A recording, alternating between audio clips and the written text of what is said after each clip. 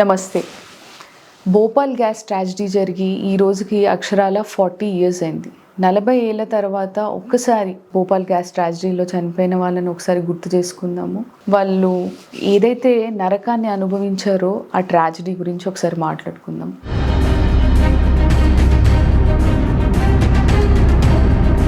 C 1984 December 3 రోజు union carbide India limited అనే ఏదైతే కంపెనీ ఉందో భోపాల్లో, దాంట్లో నుంచి మిథైల్ ఐసోసైనేట్ అనే gas 45 tons of gas all of a sudden release అయిపోయింది. అది ఎంత ప్రాణాంతకమైన గ్యాస్ అంటే వితిన్ 3 days 3 రోజుల్లో ఆ గ్యాస్ రిలీజ్ అయిన తర్వాత 10,000 మంది వరకు చనిపోయారు.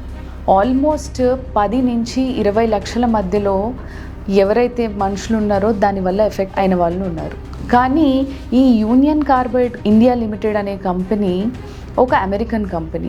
యూనియన్ కార్బైడ్ కార్పొరేషన్ అనే కంపెనీకి ఇది ఒక సబ్ కంపెనీ అనుకోవచ్చు, ఇండియాలో రిలీజ్ చేసింది. అయితే ఈ కంపెనీ నుంచి రిలీజ్ అయిన ఈ గ్యాస్ పీల్చుకోవడం వల్ల, అది ఇన్హేల్ చేయడం వల్ల సడన్గా ఇళ్లలోంచి హాహాకారాలతో బయటికి వచ్చారు జనాలు. అది ఎప్పుడైతే ఇంకా పీల్చుకోవడం మొదలు పెట్టారో ఆ లంగ్స్ని ఎఫెక్ట్ చేసి చాలామంది ఆ రోడ్లపైనే చనిపోవడం జరిగింది. ఇలా చనిపోయిన వారే కాకుండా లోపల ఇళ్లల్లో ఉన్న వాళ్ళు, ఆ భోపాల్కి అవుట్స్కర్ట్స్లో ఉన్న వాళ్ళు కూడా చాలామంది ఇంజ్యూర్ అయ్యారు. అయితే అధికారిక లెక్కల ప్రకారము కోర్టులో ఏం చెప్పారు అని అంటే ఓన్లీ 3,000 మంది చనిపోయారు. 1.2 lakhs పీపుల్ ఎవరైతే ఉన్నారో వాళ్ళు మాత్రమే ఇంజ్యూర్ అయ్యారు. కానీ అనధికారికంగా వితిన్ 3 days 10,000 మంది చనిపోయారు అని అంటే ఆ వితిన్ 1 week లోపు ఆల్మోస్ట్ 40,000 పీపుల్ చనిపోయారు. 10 నుంచి 20 లక్షల మంది ఆ గ్యాస్ని పీల్చుకోవడం వల్ల వివిధ ఎయిల్మెంట్స్కి గురయ్యారు. దట్ మేబీ వాళ్ళకి ఎట్లాంటి డ్యామేజెస్ జరిగినాయంటే కొంతమందికి డ్యామేజ్ టు ఐ లాస్ కానీ, కిడ్నీస్ ఇంపైర్మెంట్ ఒకటి, లంగ్స్ ఇంపైర్మెంట్ ఒకటి, కొంతమంది బ్రెయిన్ డెడ్ అయి కూడా చనిపోయారు ఈ గ్యాస్ ఇన్హేల్ చేసుకోవడం వల్ల.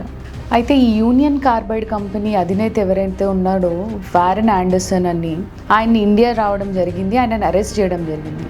కానీ వెంటనే అమెరికన్ గవర్నమెంట్ ప్రెషరైజ్ చేసింది అనుకోవచ్చు, ఐ డోంట్ నో లోపల ఏం జరిగిందో. 25,000 రూపీస్ బెయిల్ బాండ్ పైన ఈ వారెన్ ఆండర్సన్ని ఆ రోజుల్లో వదిలేయడం జరిగింది. వెంటనే ఫ్లైట్ పట్టుకొని అమెరికా పారిపోయాడు. దీనికి అందరికీ కారణము అప్పుడున్న ప్రధాని ఎవరైతే ఉన్నారో రాజీవ్ గాంధీ గారి పైన విపరీతమైన ప్రెషర్ ఉండింది గవర్నమెంట్ పైన, అందుకనే వదిలేశారు అని. కానీ ఇట్లాంటి ఒక చర్యకి కారణమైన ఈ వారెన్ ఆండర్సన్ని వదిలిపెట్టడం ఎంతవరకు కరెక్ట్ అనేది ఇప్పటికీ క్వశ్చన్ మార్కే. అండ్ ద అదర్ థింగ్ ఏంటి అని అంటే అసలు యూనియన్ కార్బైడ్ కంపెనీ నుంచి దీంట్లోంచి ఈ గ్యాస్ రిలీజ్ అవ్వడానికి ఏంటి కారణాలు అని వెతికి చూస్తే ఫస్ట్ ఆఫ్ ఆల్ మెయింటెనెన్స్ లోపము, అక్కడ సెక్యూరిటీ చెక్ సరిగ్గా లేకపోవడము, ఎప్పుడో పాత మెషినరీ వాడడము, దీనంతటికీ కారణాలు అని తెలిసిన సింపుల్గా ఈ యూనియన్ కార్బైడ్ కంపెనీ ఏం చేసింది అని అంటే ఇంత పెద్ద హీనియస్ క్రైమ్ని ఈజీగా కప్పిపుచ్చుకొని 1989లో $47 crores అనేది కంపెన్సేషన్ ఇచ్చింది. $47 కోట్ల అని అంటే ఆ రోజుల్లో 1989లో మనం డాలర్ ప్రైస్ చూసుకుంటే 16.23 అంటే ఆల్మోస్ట్ 768 కోట్ల దాకా వీళ్ళకి జస్ట్ కంపెన్సేషన్ డ్యామేజెస్ కింద ఇచ్చింది. అది ఎంత మీగర్ అమౌంట్ అని అంటే వాళ్ళకి జరిగిన లాస్కి ఆల్మోస్ట్ చాలామంది భోపాల్లో ఫ్యామిలీ హెడ్స్ని కోల్పోయారు. ఫ్యామిలీ హెడ్ని కోల్పోవడం వల్ల పిల్లలు చదువుకి దూరం అయ్యారు, వాళ్ళు బాండెడ్ లేబర్లోకి వెళ్ళిపోయారు, అక్కడ పెరిగే పరిస్థితి లేదు, స్కూల్స్కి వెళ్ళే పరిస్థితి లేదు, ఎందుకంటే ఎకనామికల్లీ వీక్ అయ్యాడు. ఇలా ఒకదానికొకటి కారణాల వల్ల ఇప్పటికీ ఆఫ్టర్ 40 years కూడా వాళ్ళు ఇంకా స్ట్రగుల్ అవుతున్నారు. ప్రెగ్నెంట్ ఉమెన్ ఈ ఏదైతే గ్యాస్ని ఇన్హేల్ చేసుకోవడం వల్ల అబ్నార్మల్ బేబీస్ పుట్టడము, ఇప్పటికి కూడా అక్కడ ఎయిర్ చాలా కలుషితం అయిపోయి ఉండడము, విపరీతమైన పొల్యూటెంట్స్ ఆ ఎయిర్లో ఉండడం మనం గమనిస్తున్నాం. అయితే వాళ్ళు గణాంకాల ప్రకారం 3,000 మందే చనిపోయారు అని చెప్పారు. 1.2 లక్షల మందే ఇంజూర్ అయ్యారు అని చెప్పారు. కానీ ఏదైతే ఆ గ్యాస్ పీల్చి ఇప్పటికి కూడా చాలా మంది ఇంకా అబ్నార్మాలిటీస్తో పుట్టడం కానీ, వాళ్ళకి ఇంకా స్కిన్ ఇరిటేషన్స్, లంగ్ ఇరిటేషన్స్ ఉండడము, కిడ్నీస్కి సంబంధించిన రుగ్మతలతో బాధపడుతూ ఉండడం మనం చూస్తూ ఉన్నాం. అయితే ఈ యూనియన్ కార్బైడ్ కంపెనీ పైన సుప్రీంకోర్టుకి వాళ్ళు ఎవరైతే భోపాల్ గ్యాస్ ట్రాజడీలో ఉన్న సర్వైవర్స్ ఉన్నారో వాళ్ళు ఒక క్యూరేటివ్ పిటిషన్ వేసుకోవడం జరిగింది.